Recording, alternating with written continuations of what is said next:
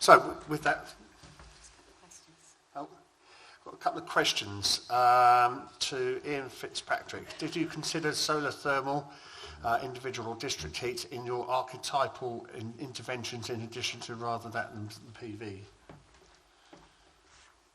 So solar thermal as opposed to PV.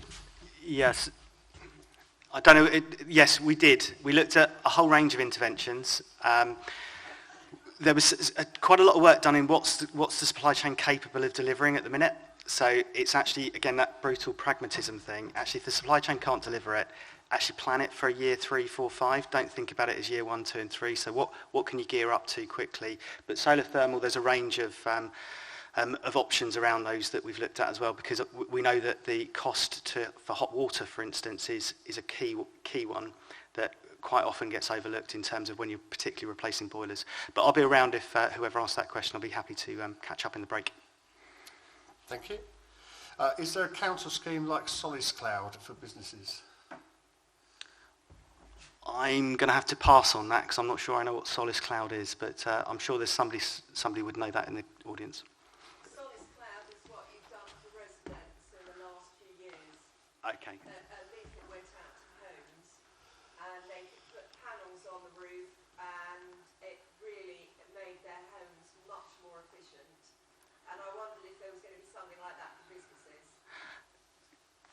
I'll offer you a job, Christina, so you can come work for our advisor team. But yeah, as I say, happily think about that because I think businesses, and we looked at, I heard Caroline talk about the number of, industrial estate roofs, car parks we've got, and there is specific work going on about that as well, looking at those things at the moment.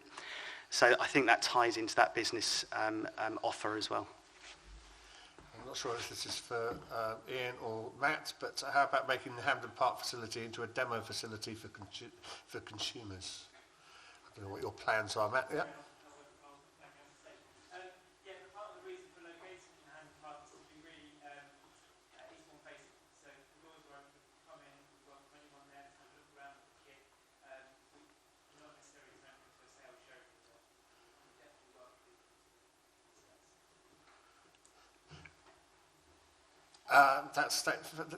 somebody asked about the slides. I believe all the slides are going to be available on the website for all the speakers. We're videoing this as well, so that's all going to go onto the website afterwards. So yeah, all the information you should be able to share with your colleagues when you get back to your places of work. I think that's the right slides up.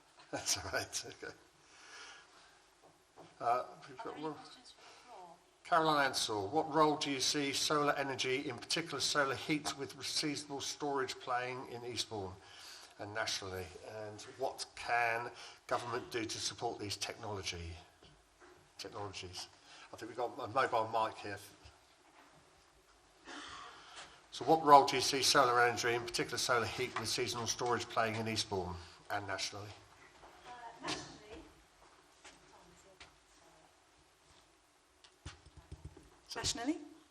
Nationally, there is an ambition and an expectation that we could see solar move from 4%, which is the current position, to between 10 and 15%. So a doubling or trebling of solar generation. So there is serious ambition there to improve on our current position. I think for Eastbourne, of course, that is even more significant. I'm really keen on that idea, though, of local power, local buy-in and local community benefit. So I'd be very interested to learn more on that. And of course, underpinning all of it is policy and finance. And so that is something that I'm working very closely with the council in terms of their ambitions, but also with ministers in terms of the policy direction. So I think there is a really strong future for solar. Much will depend, of course, on some of the technological advancement around storage, so that we can make sure that we can provide that reliable source of energy going through. Because in Eastbourne, of course, we have the Rampion wind farm. There's big ambitions there to expand. It's currently powering half, potentially, of Sussex homes. And in the future, that could embrace all. So there's significant work there on wind power. But my understanding has always been in terms of marine energy and wave power, that Eastbourne isn't deemed to be a sort of suitable place for that kind of development. Our waves apparently are too small. I'm offended by that again already. But so it seems to be that the sort of height of waves wouldn't lend itself to that. So solar I think is our first, second and third best way forward. Thank you.